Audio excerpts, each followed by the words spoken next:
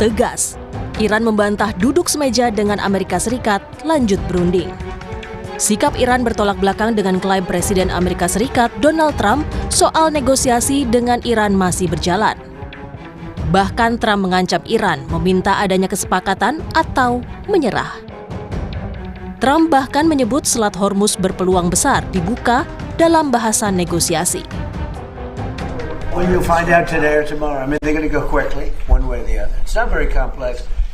We're talking about the strait, the opening of the strait, having it open literally by tomorrow, completely open. And that's phase one. And phase two is we'll talk about the nuclear. Penasehat militer pemimpin tertinggi Iran, Mohsen Rezai, menegaskan tidak ada negosiasi maupun kesepakatan damai baru dengan Amerika Serikat. Iran bahkan menyebut klaim Trump soal pembukaan total Selat Hormuz sebagai kebohongan publik. الان آتش بحثی وجود نداره ولی حملات ما معنا داره مثلا کوریدور دوم رو به هیچ وجه ما اجازه نمیدیم در تنگه هرمز کوریدور دوم باز بشه حتی اگر ناو هم بیارن ناوشو میزنیم اگر نیروی نظامی هم بیارن میزنیم فعلا ما کشتی‌ها رو تهدید میکنیم که نرن. Teheran telah berulang kali menutup Selat Hormuz sejak Amerika Serikat dan Israel melancarkan serangan terhadap Iran pada bulan Februari. Iran kembali menegaskan bahwa lalu lintas di Selat Hormuz berada di bawah kendalinya. Trump terus menekan Iran untuk bernegosiasi meskipun dalam klaim terakhirnya yang menyebut negosiasi antara Teheran dengan AS tengah berjalan dibantah oleh Iran. Selat Hormuz juga terus memanas karena AS dan Iran adu kuat pengaruh lewat tindakan militer di Selat Hormuz. Apakah sikap Trump yang terus menekan Iran untuk bernegosiasi bisa berujung kesepakatan kedua negara? Kita bahas bersama Guru Besar Hukum Internasional Fakultas Hukum Universitas Gadjah Mada, Profesor Heribertus Djaka Triana. Selamat pagi, Pak Djaka. Selamat pagi, Mbak Okta. Salam sehat selalu. Salam sehat, Pak Djaka. Pak Djaka, klaim negosiasi Trump ini kan dibantah sama Iran. Apakah artinya kesepakatan berujung perdamaian ini bisa dikatakan ya mustahil terjadi di situasi saat ini? Pertama, kalau kita lihat sejarah sejak 8 April, kita bisa melihat bahwa kedua belah pihak itu memainkan persepsi publik melalui pernyataan-pernyataan resmi yang dikutip melalui sosial media sehingga membangun opini publik. Saya kira ini yang sedang dimainkan oleh kedua negara untuk membangun persepsi dan dukungan dari masyarakat internasional maupun masyarakat domestik dari masing-masing negara. Ini tujuannya jelas. Yang pertama adalah ini ingin membangun kesepakatan bahwa mereka itu pada pole position yang paling menguntungkan di dalam bentuk negosiasi dan penggunaan kekerasan saat sekarang. Yang kedua, saya kira kalau kita lihat pada saat sekarang mereka sedang memainkan koridor-koridor untuk melaksanakan kebijakan diplomatik yang difasilitasi oleh Turki, Oman, dan Qatar. Ini juga bisa kita lepaskan. Sehingga pernyataan-pernyataan itu ada di atas permukaan, tetapi kenyataannya mereka juga memainkan panggung diplomasi untuk mencapai kesepakatan. Saya kira nanti deal-nya juga akan terjadi, tetapi tidak akan pernah menghasilkan apa yang disebut sebagai peace agreement antara Amerika dengan Iran. Oke, tidak pernah ada peace agreement. Lantas Pak Djaka, ini ada yang menarik, kemarin terakhir Trump ini mengultimatum Iran soal ini adalah kesempatan terakhir untuk berunding karena akan ada konsekuensi yang lebih besar lagi dibandingkan dengan perang. Apa tanggapan Anda soal ini? Saya kira apa yang disampaikan Trump itu selalu konsisten mulai kebijakan politik luar negerinya, yaitu apa? Eskalasi untuk mendeeskalasi sehingga mereka punya daya tekan, daya posisi di dalam perundingan yang melebih dari Iran. Sehingga saya kira ini adalah sebagai sebuah ancaman yang dinyatakan oleh Amerika untuk menekan secara politik, militer, dan ekonomi kepada Iran. Saya kira ini konsisten dilakukan oleh Trump untuk memperoleh apa itu yang disebut sebagai posisi yang paling baik sebelum mereka nanti ketemu di dalam meja perundingan, walaupun sifatnya itu adalah sangat taktis, sifatnya sangat pendek, tetapi gunanya adalah untuk menjeda supaya mereka bisa mengkalkulasi kekuatan kedepannya lagi. Oke, Pak Djaka, ini juga militer Amerika Serikat merilis rekaman suara menunjukkan blokade maritim terhadap Iran di Selat Hormuz. Tampaknya kedua negara ini apakah memang saling ingin menunjukkan kekuatankah di Selat Hormuz? Bagaimana Anda melihat ini? Oh ya, Hormuz itu menjadi jantung, menjadi derut nadi konflik ini. Kenapa? Karena Iran itu sangat-sangat menguasai bahwa yang namanya ketegangan antara Amerika, titik tekan utamanya itu adalah Selat Hormuz. Kenapa? Karena ini menjadi urat nadi ekonomi dunia. Ketika kita lihat perjanjian deal yang kemarin berhenti, itu kan terjadi juga manajemen antara Iran dengan Oman terkait dengan Selat Hormuz, yang ini menjadi sebuah diskursus ambiguitas yang eskalasi penggunaan kekerasan bersenjata saat sekarang. Sehingga kalau kita lihat ke depan, saya kira penggunaan Selat Hormuz akan tetap menjadi titik tekan di antara Amerika dengan Iran, sehingga sekali lagi Hormuz sekarang menjadi center of attention dalam penggunaan kekerasan bersenjata. Walaupun kalau kita lihat antara Amerika dengan Iran tetap menggunakan kekerasan bersenjata secara proporsional, sehingga kepentingan militer itu masih tetap menjadi rambu-rambu. Kenapa? Karena mereka ingin duduk sama-sama untuk sedikit mengakhiri ketegangan di antara mereka dengan intensitas di Selat Hormuz sebagai satu bentuk titik tekan tawar-menawar di antara mereka. Oke, tapi Pak Jaka, kalau melihat sekarang lagi adu kuat nih di Selat Hormuz, kalau tadi dikatakan demikian, lantas untuk mencapai titik atau ada optimisme nggak soal tadi pencapaian peace agreement, atau paling tidak sama-sama saling menekan ego antar kedua belah pihak ini? Saya kira kalau sampai peace agreement, saya kok tidak yakin. Yang terjadi adalah adanya satu deal jangka pendek yang mereduksi keterkaitan sifatnya teknis, taktis untuk kepentingan ekonomi, kepentingan militer jangka pendek. Intinya, nuklir, Hormuz, sanksi ekonomi terhadap Iran itu pasti akan direaktualisasi dalam kesepakatan-kesepakatan jangka pendek di antara para pihak. Sehingga saat sekarang penggunaan kekerasan bersenjata yang terukur itu menjadi pilihan antara Amerika dengan Iran yang sama-sama ingin memperoleh satu jembatan terkait dengan 3 isu utama itu tadi. Siapa yang mundur duluan, siapa yang maju duluan, siapa yang berkedip duluan, itulah nanti yang akan memperoleh keuntungan maksimal di dalam ketegangan penggunaan kekerasan bersenjata ini. Saya kira Iran juga melaksanakan taktik, yaitu tekan, tawar, dan juga lakukan diplomasi untuk mencapai titik temu di dalam penggunaan kekerasan bersenjata di antara mereka kedua ini.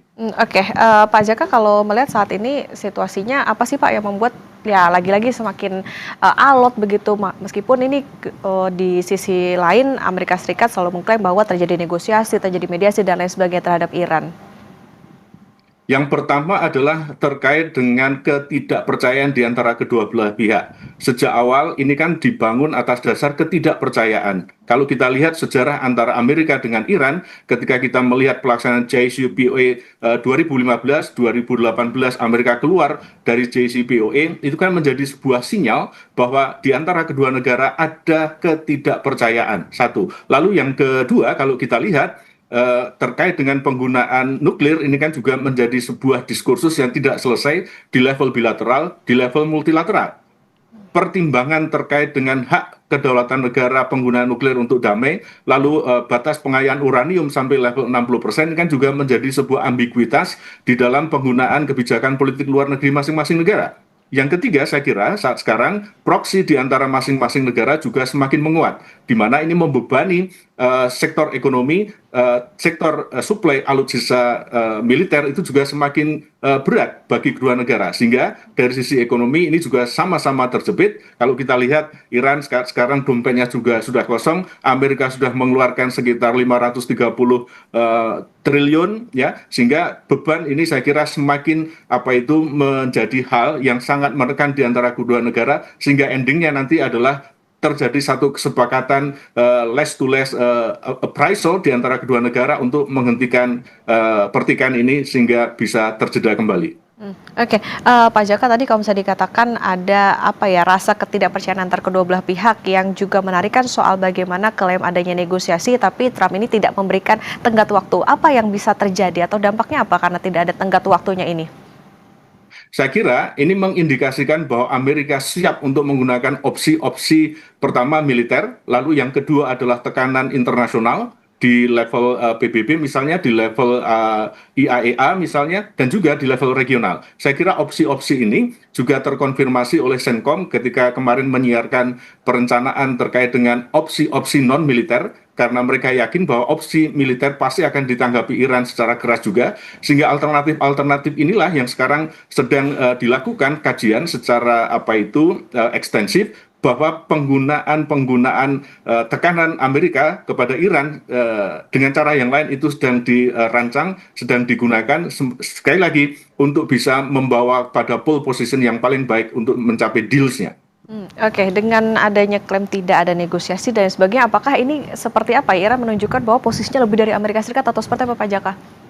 Saya kira itu pernyataan resmi, tetapi di belakang itu terjadi komunikasi bilateral diplomatik yang terjadi di antara Amerika dengan Iran. Kita bisa melihat saat sekarang Iran juga pada posisi kita akan bertahan tetapi tetap membuka pintu komunikasi diplomatik yang difasilitasi oleh 3 negara yang saya sebutkan tadi. Kenyataannya ini masih terjadi. Kenyataannya ini masih terbuka, sehingga pernyataan resmi kadang berbeda dengan backdoor channel diplomasi yang sedang terjadi. Kita tunggu nanti, saya kira ini tetap di permukaan berbeda dengan di layar belakang. Semoga kedamaian, semoga nanti deal jangka pendek akan bertemu sebagai satu bentuk kompromi antara Amerika dengan Iran terkait dengan nuklir, Hormuz, dan sanksi ekonominya. Iya, tentu kita harapkan ada upaya-upaya diplomasi yang berhasil di antara kedua belah pihak. Pak Jaka, menarik juga soal bagaimana Hormuz ditutup, ini kan berefek langsung, tadi juga sudah disebutkan soal bagaimana kondisi energi global maksud kami. Apakah ini memang disadari penuh oleh Iran untuk menekan Amerika atau seperti apa, Pak Jaka? Pasti, ini adalah strategi militer Iran yang memang secara konsisten dilakukan. Kenapa? Karena mereka paham betul bahwa perang atau penggunaan kekerasan bersenjata saat sekarang, kalau Iran melawan dengan kecanggihan teknologi, alutsista mereka tidak akan mampu. Tapi mereka memiliki keuntungan geografis terkait dengan penggunaan Selat Hormuz, yang ini bisa menekan supply chain energi dunia, ekonomi, dan juga menekan secara global terkait dengan kepentingan non-politik Amerika di kawasan. Ini yang dimanfaatkan betul oleh Iran sehingga konfliknya bisa bertahan lama, sehingga reaching out dari kesepakatan itu selalu creeping ataupun merangkak sejalan sedikit demi sedikit, sehingga ini akan menjadi posisi yang lama karena memang Hormuz menjadi titik sentral di dalam pertikaian ini. Oke, ini saling punya kekuatan antar masing-masing negara. Tadi kalau satu dari segi alutsista maupun satu lagi dari segi punya kawasan yang dimana dikatakan Selat Hormuz. Nah, lantas saat perang AS Iran ini, Pak Jaka, ini kan juga tentunya merembet ke negara teluk lainnya di mana Arab Saudi dan Houthi Yaman ini juga ikut terlibat. Anda melihat apakah ini akan melibatkan semakin banyak negara lainnya karena itu tadi balik lagi soal bagaimana banyak kepentingan juga di dalam perang ini? Saya kira ya, bahwa redefinisi, reaktualisasi geopolitik kawasan itu semakin terlihat dalam eskalasi yang terjadi saat ini. Bagaimana saat sekarang Amerika mengembangkan latihan perang dengan Uni Emirat Arab dan juga Arab Saudi, ini menjadi sebuah tanda atau sinyal bahwa ketika konflik ini tidak akan selesai, ini akan menjadi bara yang akan lebih luas.